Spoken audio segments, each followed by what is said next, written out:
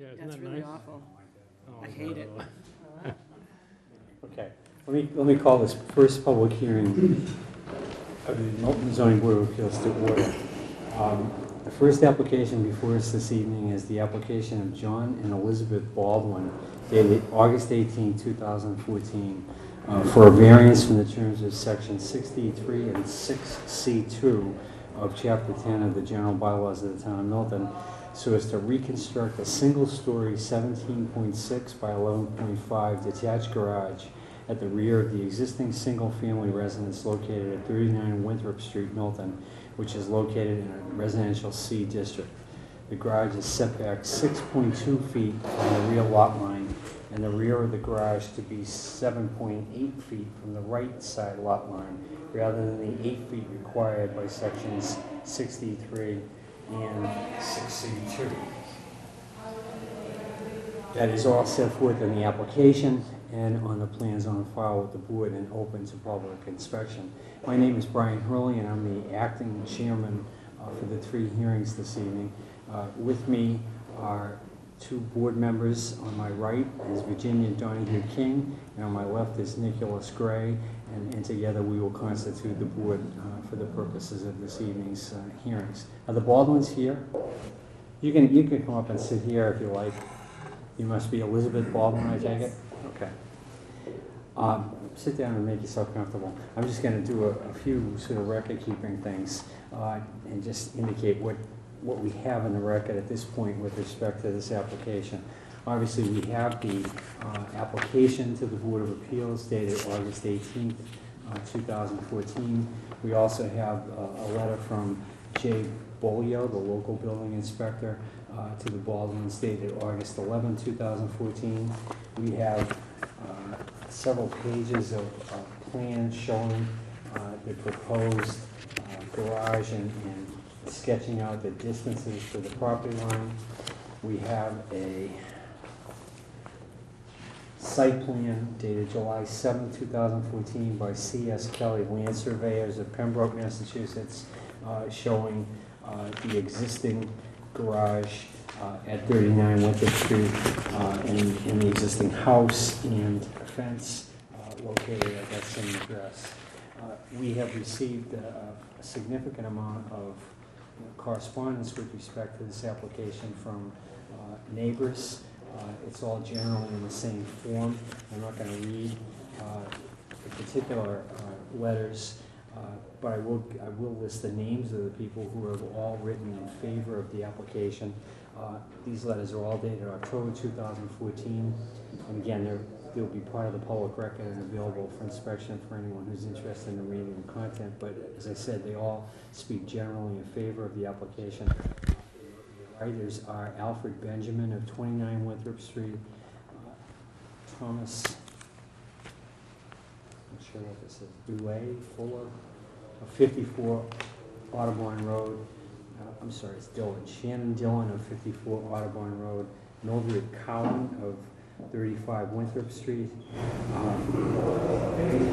Paul Cowan. How you say that? Paul Cowan. Okay, of 35 Winthrop Street, Allison Mall of 29 Winthrop Street, Gregory CHIS of 20 Winthrop Street. I'm sorry, it's CHE. Robin Shee, CHE of 20 Winthrop Street. Kevin Moore Jr., Kevin Moore Jr. of 10 Winthrop Street. Patricia Westhaven, 11 Winthrop Street. Elaine Moore of 10 Winthrop Street. And Marianne Camo of 25 Winthrop Street. And as I said, all the folks agreed with and signed on to what is a form letter, and most added their own individual comments at the end of the letter, and they were all in support. And I take it that these are all the abutters to the property, or They're within. all either on the same, within the same block. Okay. I do have 5 additional that just came to me. Okay. If you give this to me, I'll just read the names into the record. And we just received this evening, again, it's the same form letter, but they're signed by Michael and Kimberly Carlozzi of 24 Winthrop Street, Katie Smith of 34 Winthrop Street, Paul Douglas, 51 Winthrop Street, and Ian Douglas of 51 Winthrop Street. And again, they all speak in support of the application. So the practice of the board and the procedure of the board is that we'll hear first from the applicant. You can explain to us, although we've read the written materials that have a pretty good idea what the application is about, but you can sort of explain the reasons for and the need for the variance. If there's anybody in the audience this evening who first wants to speak in support of the application, we'll invite them to do so. And if anyone does speak, they should come forward and sit at the table, give us your name and speak loudly so that we can get everything that you have to say. And at the conclusion of that portion, if there is any people who speak in support, we'll ask for people who might speak in opposition to the application. So with that long introduction and prelude, I turn it over to you to tell us about your application. Hi, Elizabeth Baldwin, 39 Winthrop Street. What I'm hoping is that the intent of the bylaw is to kind of protect the neighborhood and keep it in its existing kind of pattern so that people aren't disturbed by what's happening, and to protect the neighbors. We're trying to use the existing pad. The garage won't be relocated in any manner. It's just that the garage was in such ill repair that it was falling over and needed to be redone. So it's not unique to the neighborhood. This neighborhood is a non-conforming neighborhood in its structures, and most of the garages are built closer than 8 feet of the property lines. So what I'm hoping is that allowing it to be rebuilt in its current location will maintain the feel and the living standard in the neighborhood rather than detract from it. Do either of the board members have any questions for Ms. Baldwin? I do. Did we have a letter from the people that are behind you? I guess they would be on Audubon Road. Did we have one from them? The Mannings, they were going to write their own letter as opposed to the form letter. They thought it would have more impact. As far as they've communicated to me, they were in support of it, but he had said that he would write one and send it to you. And if that hasn't happened, then I have no information on that. Okay. And to the right side of your house as you look at it, you have one from them as well? Mr. Cowan is here, and he and his mother have both written the form, signed the form letter to it. Okay, that's it. Nick, No, I don't have any questions. So this is going to be on the same pad and have the same dimensions as the existing garage? Yes. And the setbacks will be the same as they are in the Exactly the existing same. garage? Okay. Anyone in the audience that wants to speak in support of the application? Okay. Anyone who wants to speak in opposition or has any questions with respect to the application? No? Okay. Anything else you wanted to say? No, that's it. Well, with that, with no one here that wants to speak either in opposition and support, I'm going to close the public hearing, and as we're required to do under the open meeting law, we will deliberate in public with respect to the merits of the application, and ultimately we will vote in accordance with that discussion. I can start by saying that, first off, I'm not entirely certain that you need a variance for this application, but in any event, that's what we have in front of us. And given the fact that the dimensions are the same and it's simply a replacement of an existing structure with no increase in the nonconformity in terms of setbacks, I frankly see no reason not to approve this variance and would be inclined to vote in favor of it. Nick, your thoughts? I have nothing to add except to say that I'm for the reasons you stated, very much in favor of granting a variance in this case. Virginia? I agree. Great. That was easy. So the vote is 3-0 in favor of the application. Obviously, we were required by statute to do a written decision, which we will, and we should be able to do it in fairly short order. And once we file that decision with the town clerk, then there's a 20-day appeal period, and even though no one has no one has been here to oppose this, and the likelihood of anyone appealing is remote, the building inspector can't issue a building permit until that appeal period passes. And then once you get your variance, you want to talk to the building inspector about recording it and all that sort of procedural requirements that relate to the variance. But within a matter of maybe 3 to 5 weeks, you should be in a position to begin construction. Thank you so much. Okay. That was easy. I did. I mean, this is clearly going to be the easiest, so you want to take this one? Sure. Unless you want an easy one. I like to say that I am absolutely dying in here. I know, it's wicked. Oh, can we? Yes. Should have gone home and switched into a t-shirt. I know. T-shirt and shorts that I was wearing.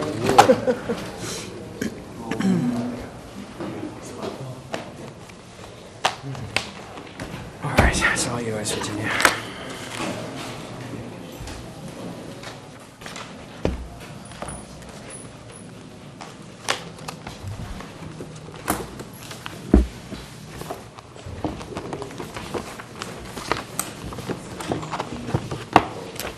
So this is the entire file, including what we received tonight, so. Okey-doke.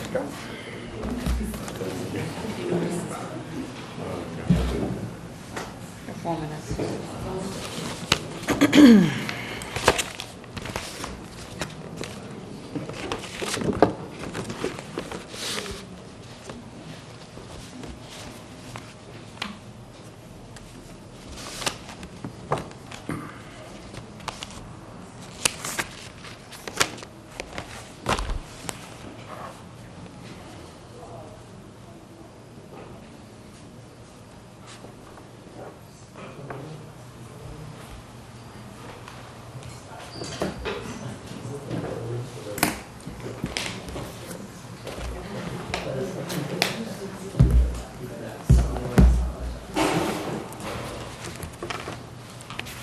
Where are the cookies?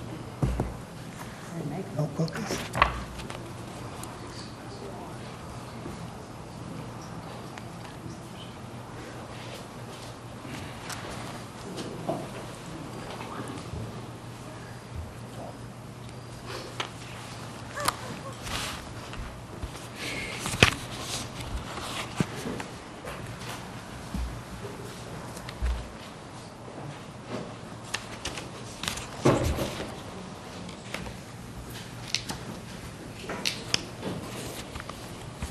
Yeah, we've received no correspondence, have we? Oh, I guess we have. Yeah, I believe that's a duplicate of the other one. And I Okay. already emailed it to you guys. So it's just the one letter that we received? Okay.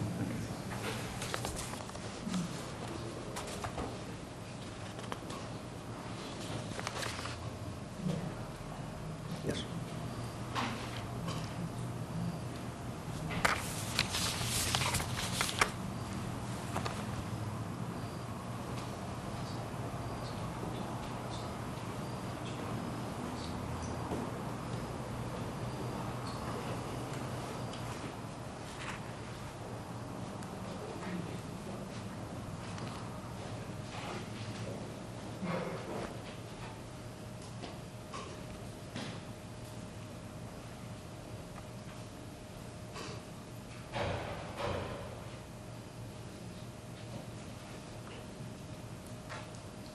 She have it memorized by now.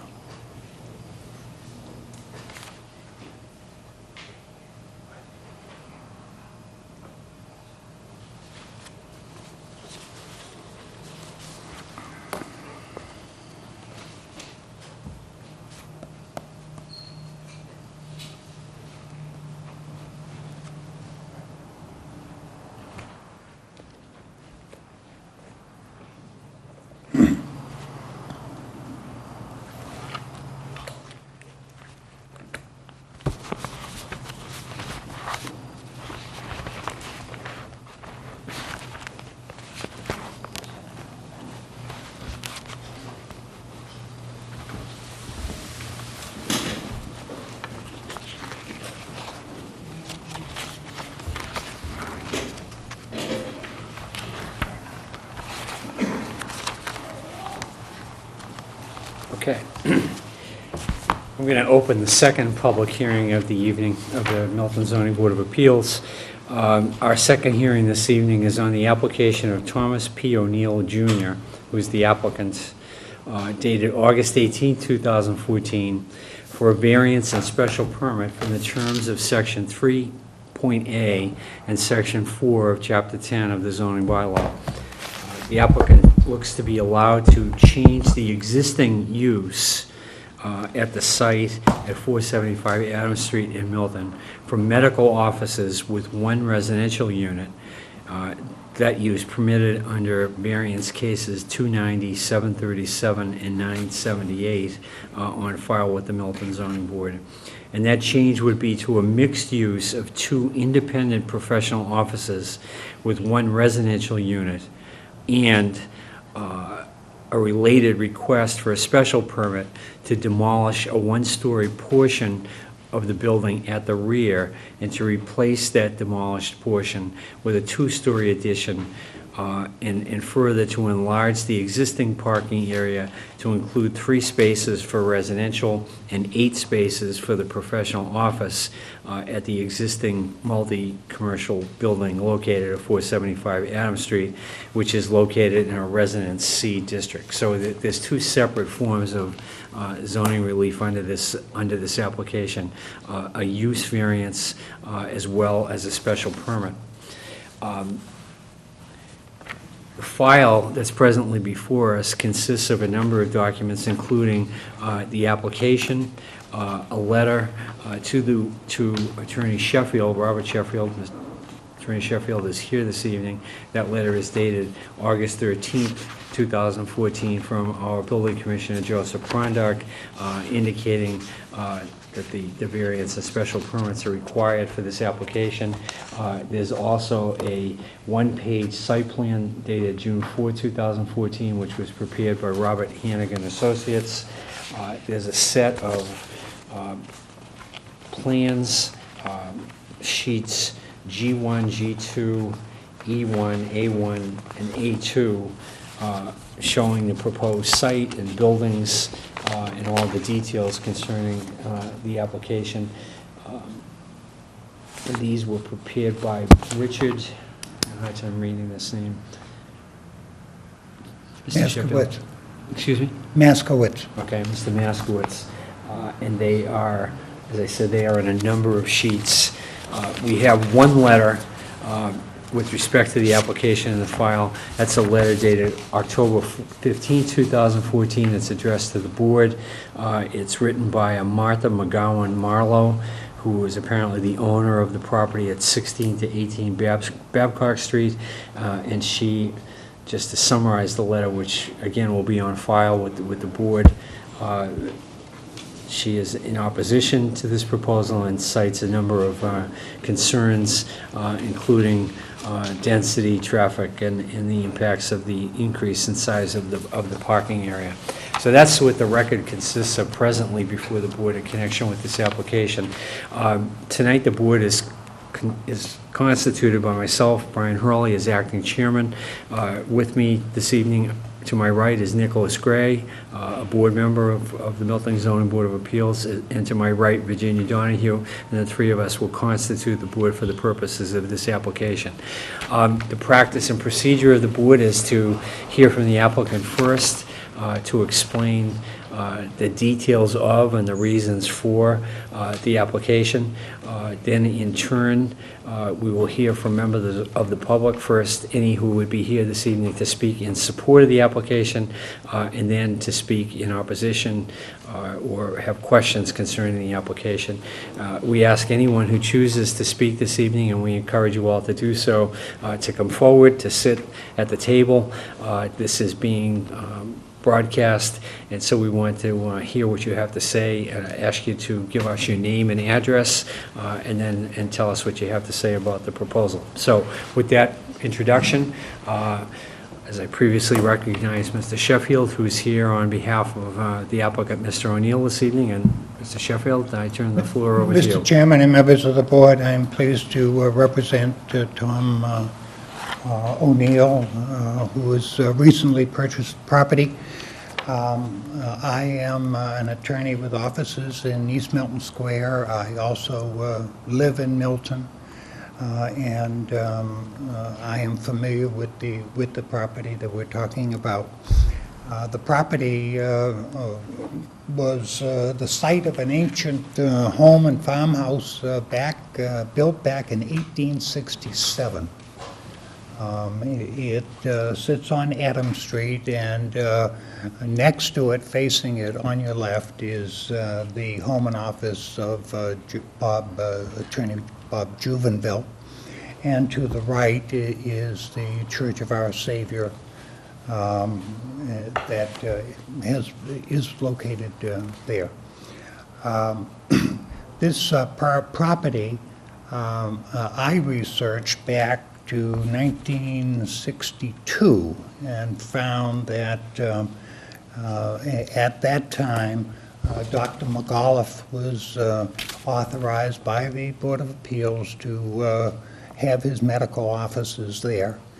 When I submitted my request to the building commissioner, he found that back in 1948, and ever since then, this has been used for medical offices.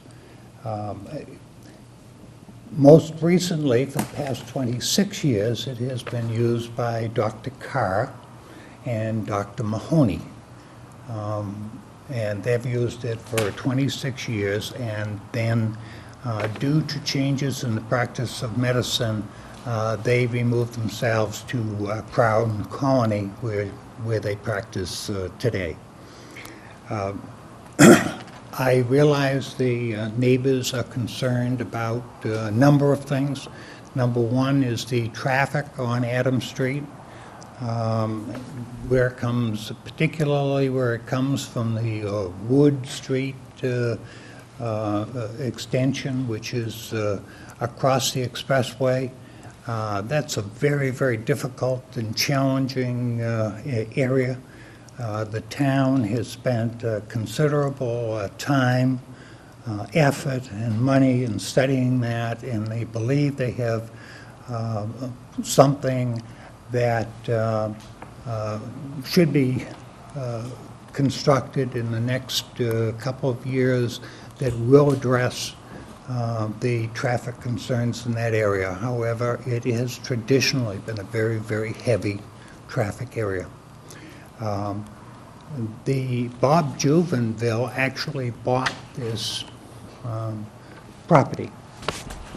And he bought it because he found that backing out of his driveway, and he has a very relatively narrow driveway, backing out into Adams Street was taking his hands in his life every time he did so.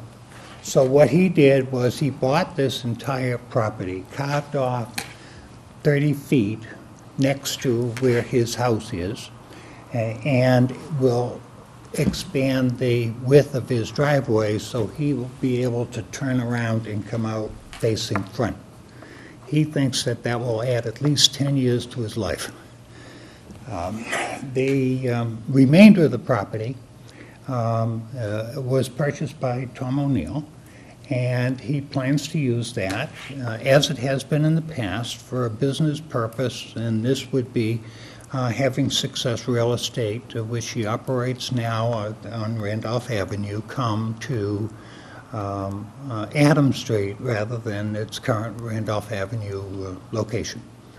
The building has not been updated or improved for many decades. He wants to put some effort into it, put some money into it, and to retain the historic character of the building while bringing it much more up to date than it is today. The fact is that there will probably be significant less traffic impact. There'll be significantly less parking requirements. There'll be significantly less people coming to the office than occurred when Doctors Carr and Mahoney were there. The real estate practice today, nobody wants to come and sit down and speak to the Realtor. They want to go to their proposed house, and that's where the action is, the discussion is, et cetera. So when we're talking about parking and traffic and more congestion, this will probably be as low an input factor of any type of business or medical use that has been used in this building for the, since 1948.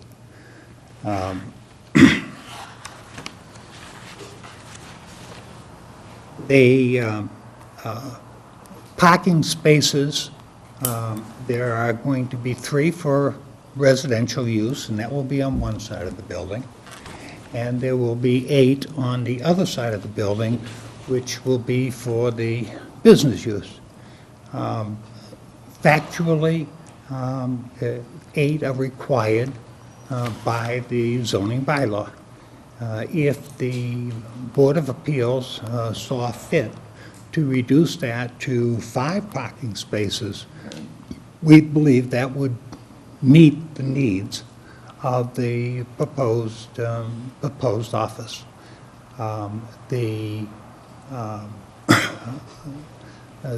But if we're going to go in accordance with the zoning bylaw, which would require 1 parking space for every 250 square feet, it would require a total of 8 parking spaces. The other thing is, as the plan shows, this is going to be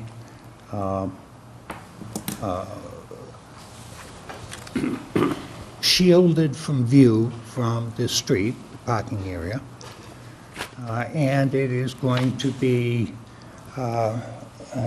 if the residents that are behind the 475 Adams Street wish, we could either put up arborvitaes or vinyl fencing or something to increase their privacy and retain the characteristics on the Hollis Street that are now, in fact, even enhance them. And we'd be glad to do that. Right now, the building at 475 backs up to within 3 feet of the side lot line and Hollis Street neighbors.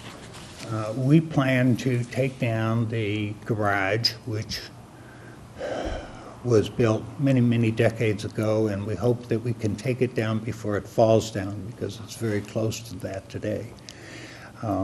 But we would increase that from 3 feet to 18 and a half feet setback. So that would, again, give more land area, et cetera, to the view of the property. The fact is that there is traffic on not only Adams Street, but Hollis Street is used as a cut-through by quite a few people. So much so that if I lived on Hollis Street, I would object to every car that goes by. But we can't do too much about that, other than that the improvements that are being made by the town and being planned by the town take that into consideration. And with the traffic improvements, they project that the use of Hollis Street will no longer be as bad as it is today. Again, this is a building that has been used like we are proposing to use it now for 60-something years. And so it's not really a change in use, except that it's a change in use from a more intensive use of doctor's offices to a less intensive use of a real estate office. I would be glad to address any questions, and I hope the board would see fit to continue this situation which has existed since 1948. Thank you, Mr. Sheffield. Mr. Gray, do you have any questions for Mr. Sheffield? Not off the top of my head. Virginia, do you have any questions? I do. What is the other professional office use that's proposed? The idea would be to have a lawyer in it, a single sole practitioner or something like that, but that's, we want it more open-ended, so if the lawyer decides not to practice there, we'd have another, maybe a CPA or something along that line.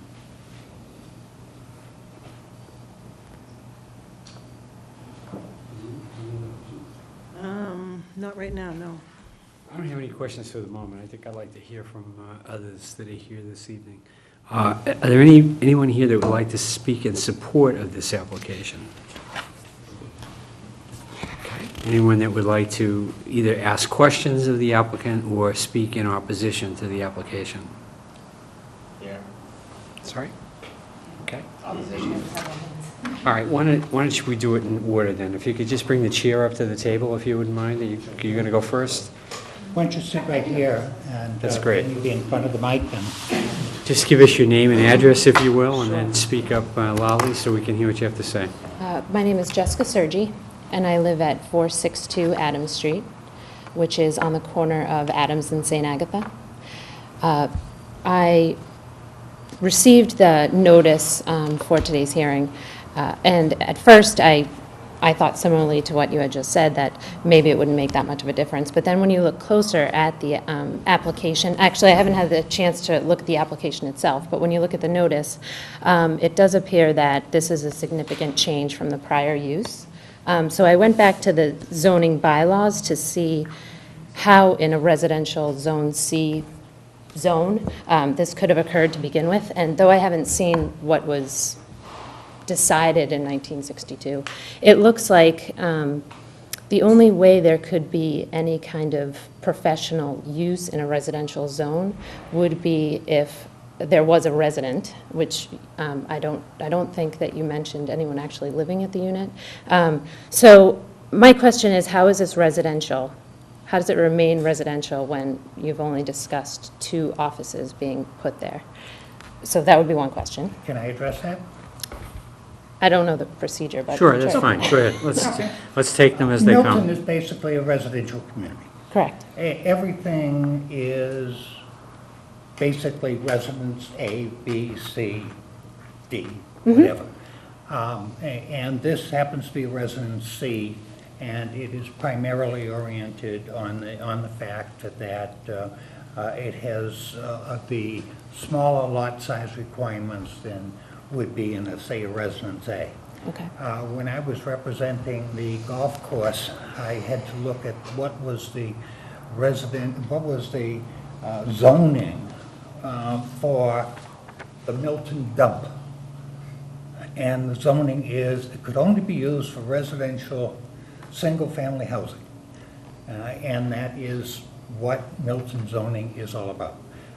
There are numerous exceptions that have each one been considered by the Board of Appeals, and it only is allowed to happen outside of the business district, and there's very, very little business district in Milton, if it is done with the consent and approval of the Board of Appeals. Okay, so I guess my question is, where in the residential zoning bylaws is this having 2 professional, independent professional offices allowed? It's not. It's Okay. not. Right, That's why we're and here. so, but even in the bylaws, though, it looks like with special permits, you still can't have two independent professional In order offices. to have this proposed use in this district, you have to have a variance. Right. Which is a statutory procedure, which basically says, even though your bylaw doesn't allow for this use, you can, if you meet the statutory criteria, do it by variance. And that, apparently, I've not looked at the history of this either, but apparently, historically, that's what has happened. The Right. board has granted variances in the past, but since this is a new use, Right. and it's not just an extension of a pre-existing non-conforming use, they need a new variance in order to go forward. And Right. so that's why we're here. Right, so but the as you said, it is a totally new use, because now it would be two independent professional buildings, where my understanding of what was allowed previously is a residence where a physician or a dentist was allowed to practice. This is tabula rasa. This is if we were starting all over again. Okay. And this site had nothing on it. Gotcha. And they're coming in saying, okay, we've got this piece of land, we'd like to do X. And that's what's before us tonight. And there are statutory criteria for us to follow. Right. In order to meet the variance standard, and they're extremely difficult. Mm-hmm. And they're to be sparingly granted. And the zoning bylaws, so maybe you can answer this question, it looks like it says that you can only change the use if it would not substantially be detrimental to the use of other property in the neighborhood? That's one of the standards. Okay, so that still remains even though it's under the Yes. statute. So, that being said, I think it would be substantially detrimental to the neighborhood. Shocking that you would say Yes. that. And I have a daughter who goes to St. Agatha's. I live on the corner there, so I know the traffic. I know there are kids going back and forth continuously. And, one big concern is, I know that you've said there's always been traffic, and I'm sure I haven't lived here that long, but I do think we don't know yet what the traffic at the bank is going to bring to Adam Street. So I think that's a big concern, because that hasn't even opened fully yet, and the construction isn't done. So having that open and then having this large construction across the street with two independent professional buildings where we don't even know the two professions that will be there for sure, is a big concern for all of my neighbors. And actually, I have a letter here, and I think another neighbor has a letter from someone else Okay. voicing that concern. So I think that was about all I have to say. Okay, Thank you. thank you. Anyone else want to speak? Yeah, I'll go quick.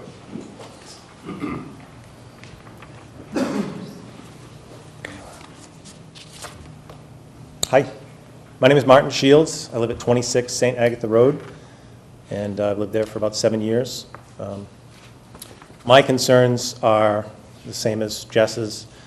I have 3 young kids. I'd like to be able to visit other parts of East Milton, but I feel like it's, with 3 kids, 3 young boys, it's very dangerous to go walking out there, even if I have them chained to my hip. Bringing more business to where there is basically nothing happening right now. While there could be a business there, bringing more business and more traffic to that spot, scares me even more. I didn't get a notice. I'm not in a butter, but I'm going to deal with that traffic every day for the rest of my life, probably. I'm going to deal with people honking their horns, trying to get around my kids going through traffic. This has happened. The average number of cars that I have to wait to fly past me going across that Wood Road extension is 5. And I go up there quite a bit, but I'm afraid to. And I'm afraid that when I let my kids grow up and get a little bigger, get some independence, they're going to want to ride their bikes across there.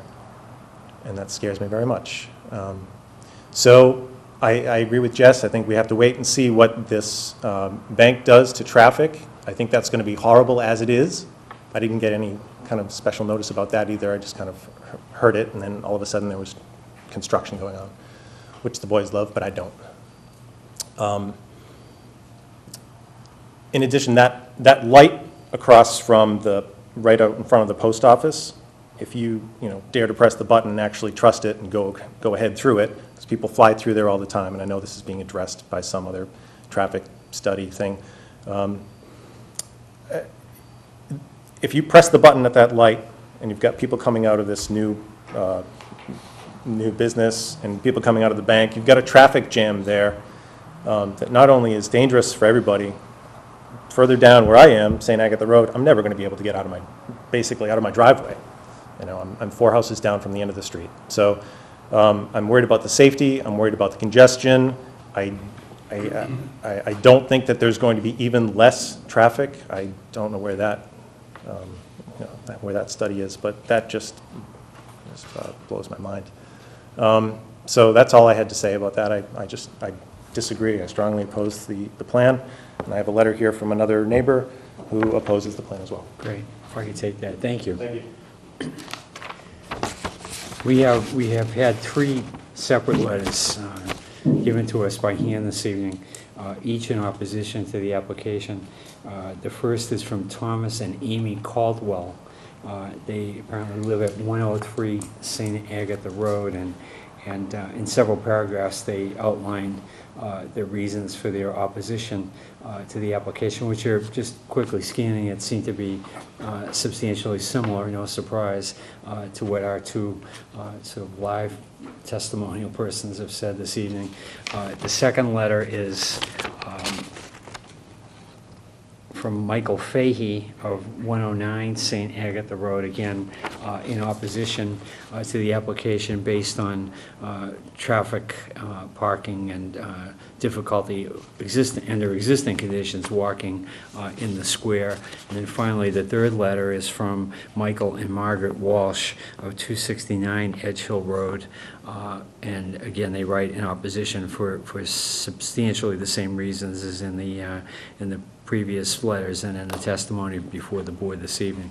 Is there anyone else that wanted to speak this evening in opposition? I would. Okay. I defer to the woman. That's fine. Please. We'll get to each and every one of you, so it doesn't matter what order you come in. So, Good evening. My name is Carol Kearns, and I live at 2426 Hollis Street, which is actually in a butter. I appreciate the letter that we received today. I am across the street from Martha McGowan Marlowe, whose letter you referenced earlier. I just want to begin by saying we have a beautiful neighborhood there for anybody who's driven up Hollis Street in Babcock. And the surrounding neighbors there, several of who are with me, I've lived in the neighborhood since 1968. Martha's family owned the house for 50 years. So between 20 and 50 years, our neighbors have lived in that neighborhood, and we cherish the neighborhood, and those houses are our treasures, naturally. I certainly favor property improvement, but we are a neighborhood under siege, and I think anybody who knows that neighborhood knows it. We're coming off the shock of the bank going in with a neon blue light shining into our neighborhood without notice. I want to thank Mr. Prondak and Bill with the last name from the planning board, I'm not sure. Clark, who were pretty responsive to us about that. The light is dimmed now, but never in my wildest dreams did I believe the town of Milton would allow blue neon lighting to shine into a neighborhood next to St. Agatha's. Mr. Jubinville next door did purchase the property as was described, and that has all been cleared. An old growth, high evergreen tree was removed and opened Hollis Street entirely to the pollution, noise, and light of the square. Suddenly the square is in Hollis Street, and he has flattened that all out. I know he's planning to blacktop that whole area. I believe you described the reason why, and he has too, to turn around there, but he also cleared the area behind 9 Hollis Street, which is right behind his house, so that it's coming right out the driveway onto Hollis Street. And I understand the intention is to blacktop that entire area from the pavers. So that, to us, is very disturbing, and we're concerned about the blacktop perhaps continuing entirely from Mr. Jubinville's property right over to the, what I would call the Red House property, that I know Mr. O'Neill has bought. So we don't want to see Paradise paved and become a parking lot, naturally. We are concerned about the green barrier. I appreciated hearing about the concerns for the neighbors, but I think arborvitae would not even begin to block the square. We need tall growth trees there. The barn that is proposed to be removed is an old structure. It's not a garage, though. It's a very tall two-story barn that blocks the square from the Hollis Street neighborhood. So removal of that barn would be kind of a tragedy for us unless it was improved with some kind of a height that blocks it. We're not Please. talking about removing that barn at all. Oh. We're talking only about removing the garage that goes right up to To the the Hollis property. Street property line. Oh, okay. And that's a different situation, and that looks So like it's ready to would the fall. barn be staying right up against the property line, that No, tall the barn there? The barn is 30 feet, 20 feet anyway from the property line, and there are no plans as far as that's concerned. And before that could be altered, changed, or whatnot, Right. I would have to go to the Historic Commission, and you would be involved and invited to give your comments, et cetera. I know That, as far as I I'm know- concerned, is an historic barn. Okay, I'm sure the neighbors would be pleased to know that, because that creates some barrier. Yes. The tall tree barrier is important, but the traffic that was referenced here earlier, my father went to Dr. Mahoney for about 60 years, and so I know that it's generally one person at a time there. 11 spaces coming in and out. I think our concern is the bank and this, even since the bank was under construction. As you can just imagine, and it's kind of crazy to us that this is in there, that the traffic exiting in and out of those two places blocks up the traffic at St. Agatha's and at the light. Hence, everybody gets very frustrated, and because I have a little radar gun from business, they squeal up Babcock doing about 45 miles an hour around that corner, 50 miles an hour. I clocked 2 people only a week ago. So we are just getting a constant stream of traffic on a street that has 19 children under the age of 8 on Hollis Street. We're extremely concerned about the traffic back up there. And so I think we're looking for the town to give some relief on that and some planning and any zoning variances that would protect a long-standing neighborhood that's full of children and people whose property values and quality of life is of high concern to them. And so I don't think I've taken up enough time, and I'm just looking to see if I had any questions, but I think 11 spaces over the one trickling person that would go in to see Dr. Mahoney is a little different and is going to drive ever more traffic up Hollis and Babcock, and that's of great concern to us. So thank you for your time. So. We've waited a long time.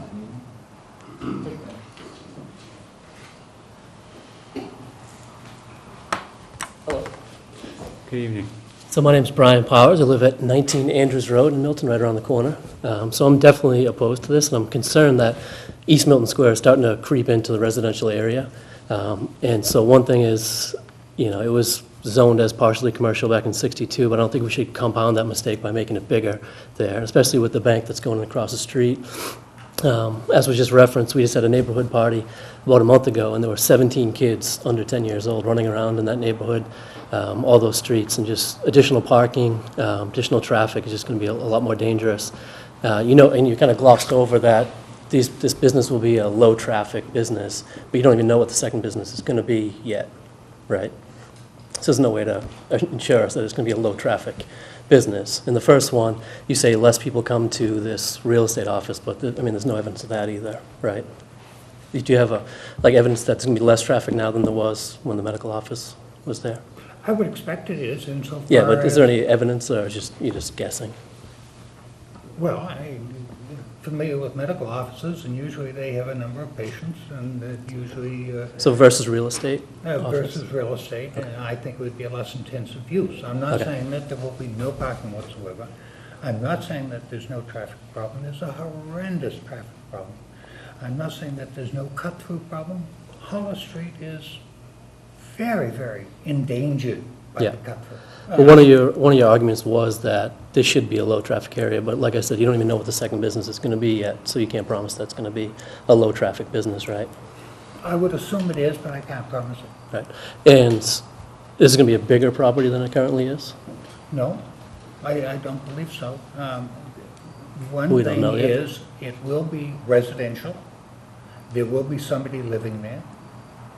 I like the idea of that, and I think it's more attractive to the neighborhood. All right. And that you have a vibrant community, and I think that it will remain so, and this will enhance it rather than, having a dilapidated building. It will be brought up to date, and I think it will improve the market values, but I'm not a market value expert. Yeah, I disagree with that. And I think that the traffic increase, especially with the bank going across, it just feels, like I said, that the commercial part is starting to creep into the residential part. And one of the reasons I picked Milton is that it is very residential, not a lot of commercial base, which is what I liked it. So I don't like that it's starting to creep into where I live right around the corner. So I just wanted to voice my concern, and that's it. Well, remember that the building across the street, back 35 years ago, was considered to be, a bank would be, and this is what the Board of Appeals decision says, that a bank would be an appropriate business there. It also says that no retail can be allowed, such as a drugstore or, a 5 and 10 back there, or a supermarket or something. But I think the bank will not be a negative. It will, again, improve the area. Yeah, I just don't want to compound, a mistake was made 35, 40, 50 years ago by making it commercial. I don't think we should compound that mistake by making it bigger in that area. That's all, that's my concern. Okay, Thank thank you. Anyone else? I know you want to go. Go ahead, please. Thank you. You've been very patient. Thank you, Mr. Chairman, members of the board. Thomas Caldwell from 103 Snagatha Road, Town Meeting Member of Precinct 6. I've been asked to come here by not only my neighbors, but also other members of my precinct, whom I represent at town meeting, to voice their opposition to this project. Unfortunately, there are other people who couldn't be here due to childcare issues, job obligations, etc. And it just as Mr. Sheffield indicated, I am a lifelong resident of Milton, lifelong resident of St. Agatha's Road. So a little bit of history in terms of that property. I know we've referenced the old Sheldon building, the new bank, and also the old McAuliffe doctor's offices. In my understanding from town meeting back in '72, Sheldon attempted to he asked town meeting to make that a commercial zoned area, which was rejected wholly by town meeting. And I believe an exemption was given based upon the specifics of the parcel abutting the new highway. Across the street, I know when Mr. McAuliffe purchased that property, Dr. McAuliffe, he resided at that property and also had a dental his medical practice down below. He subsequently moved to Cary Avenue, and his son resided above. And he continued his practice, as did then subsequently Mahoney, Carr, and Dr. Daniel Driscoll, who I see as my primary care physician, and I saw him up at that location on every Friday when he was there. And I know that no one was living there at that time. It was a very low use of that property, and I know Attorney Jubenville next door does reside, or claim that as his residence, thus obviously coming in conformity with the zoning laws of the town. My concern is with this new parcel, based upon what I've seen, is that this is a dramatic change from what the town has allowed in the past. These are people who live at their place of business, who practice their business on the first floor, and very low profile. I think the concerns of the residences, and especially the individuals behind on Hollis and the neighborhoods behind, and also St. Agatha's Road, is just the increase in traffic and use. East Milton Square is under siege, to use a strong word, from traffic, cut-through traffic. We haven't seen a lot of in terms of the new plan, how we're going to try to attempt to confront these issues. But I know as a resident there with 2 young children, it's very difficult to move about the square. And I think when you're adding rental property, perhaps, I don't know who will be living there, but also 2 new businesses, I think it's I'm concerned about that. And I think that in terms of the variances, in terms of our bylaws and under the Mass General laws, this is a dramatic shift from the little small practice that was at the McAuliffe doctor office. This is something, we're adding parking, we're adding a rental property, we're just adding a lot more. And I know in speaking to several area residents that, you know, they're very concerned about this. And I don't know, maybe this is a slippery slope. Where are we going to go? Are we going to be opening up the rest of Milton, or the rest of East Milton, perhaps up behind the square on Franklin Street to these types of mixed use with these variances? So my concern is actually, does this comply with the Mass General laws, and also does it comply with the general bylaws of the town of Milton? I think we're really detracting from what Milton is. We're a residential community. We have that rural flavor that I think is unique to just unique in general to many towns that abut the city of Boston. And I'd like to hold on to that. And I know that the people I've spoken to in my neighborhood, you know, they feel the same way. And we're not saying we're anti-business, and I don't think we're trying to say anybody can't make a living and, you know, buy a place and run a small operation. We're not saying that. I just think there's concerns about the size of what is proposed here at a very low-key type of building, which has been very low-key for decades. And they've been very good neighbors. So that's all I have to say. Thank you. Thank you for your time. Thank you, Mr. Sheffield. Anyone else would like to speak? Yes.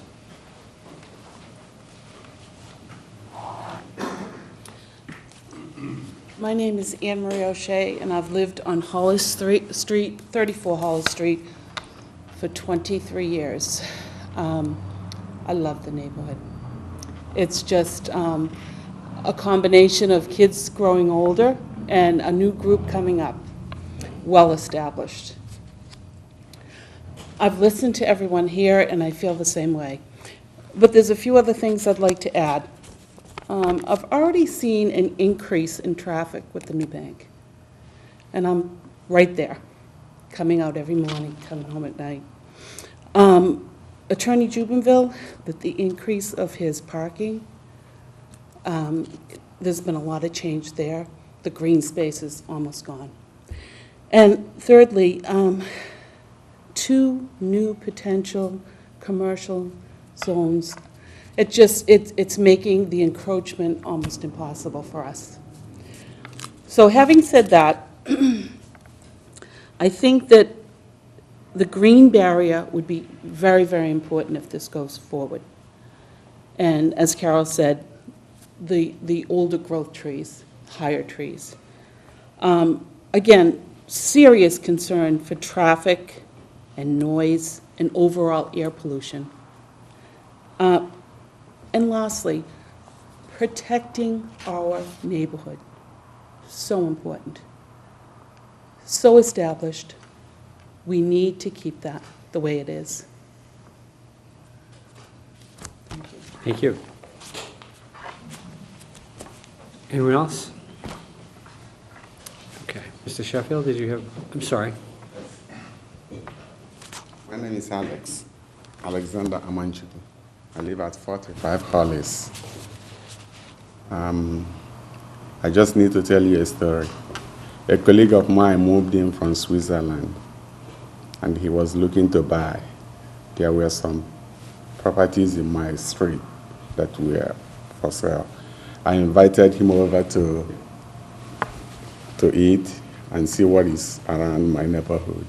So he came up after we ate, he looked through the window and he said, "The traffic is horrible. I'm not moving in here." and that's not the Milton I had in mind. There's no way the lawyer was making all these excuses that it's been used since 1940s as an office, but they've never asked to increase the size. They've never done so. That's correct.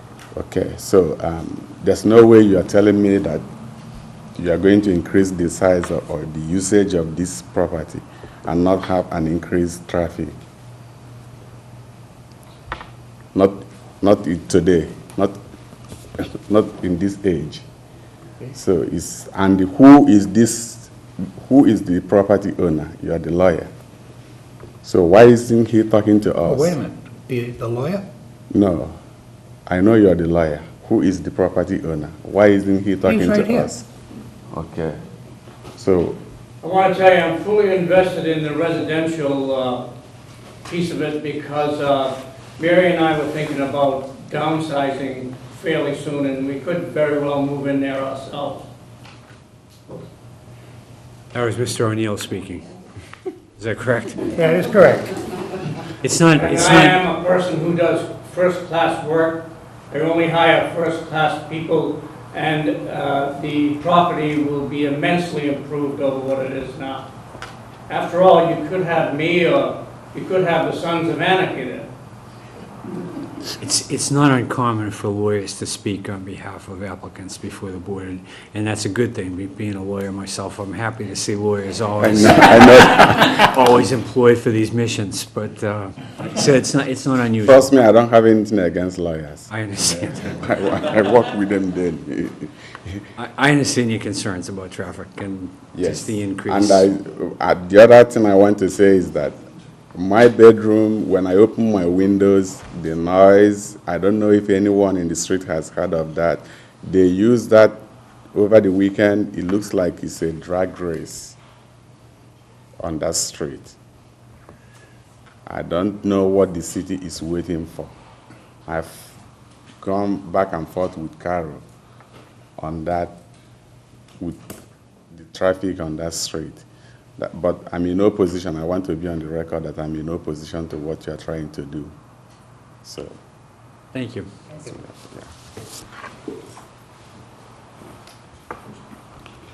Mr. Sheffield?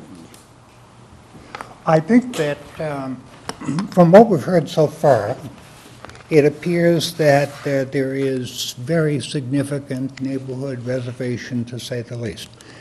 And I think it is incumbent upon the applicant to see if we can meet with the neighbors and come up with something that is satisfactory to the owner, satisfactory to the neighbors, and have the neighbors' support.